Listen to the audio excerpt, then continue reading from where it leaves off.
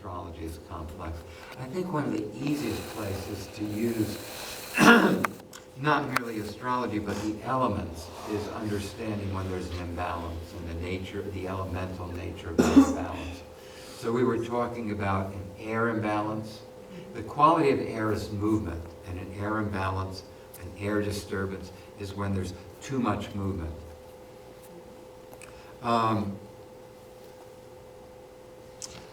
So you can hear an air imbalance because the person's really disturbed and going really fast, or a fire imbalance. Fire is directed energy. When there's too much energy, like in anger, you can hear that fire imbalance. So an air imbalance, you would either bring it to ether, a letting go, an expansion, or to fire, taking action.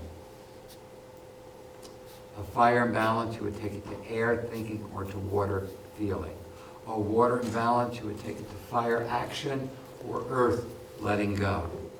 An earth imbalance, you would take it to water, feeling what's going on, or to ether, just expanding and opening.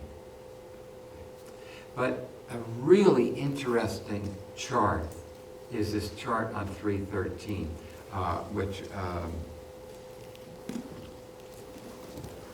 if someone wants to give me the book, it really explains human nature and imbalances of human nature. It's really such a great chart.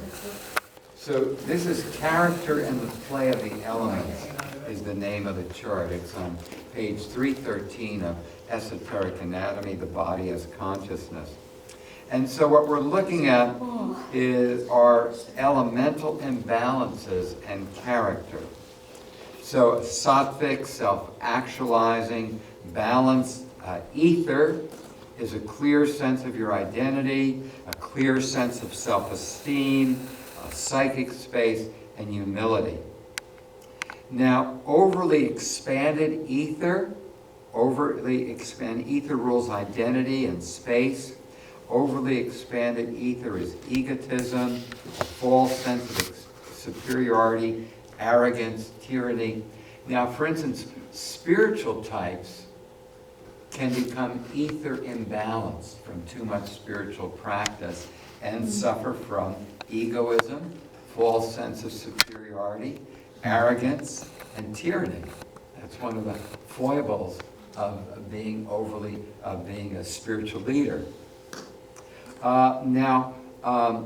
Damaged ether, someone who's been sexually or emotionally abused, or someone who's had a trauma or great loss, is grief, poor self-esteem, shame, victimization, where the space is collapsed. So then we get to air. Balanced air is contentment, equanimity, centered, honesty, reliable, moderate, chaste. Overly expanded air is lust, greed, pumped up, unrealistic optimism, living in illusion, speedy, impatient.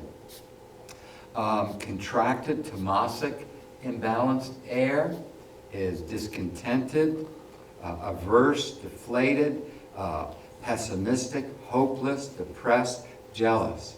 Do you hear how fundamental these balances are to human nature, and how we're really going through the inventory of psychological states, and how these are elemental imbalance that can really be addressed in a profound way through therapies that focus holistically on the elements.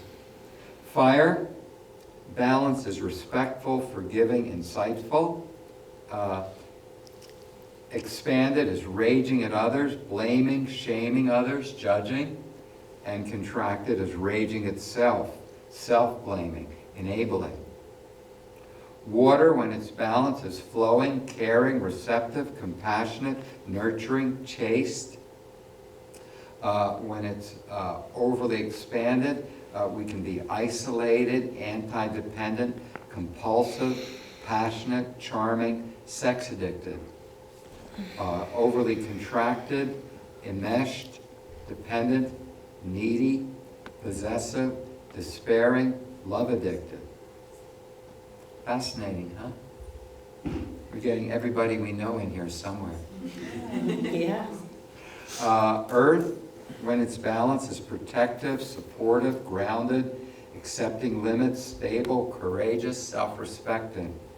Overly Rajasic, walls up, defensive, paranoid, self-concealing, overly vigilant, invulnerable.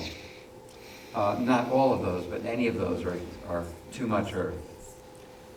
Contracted, Tamasic, no boundaries, too vulnerable, frozen, overly sensitive, anxious, self-doubting.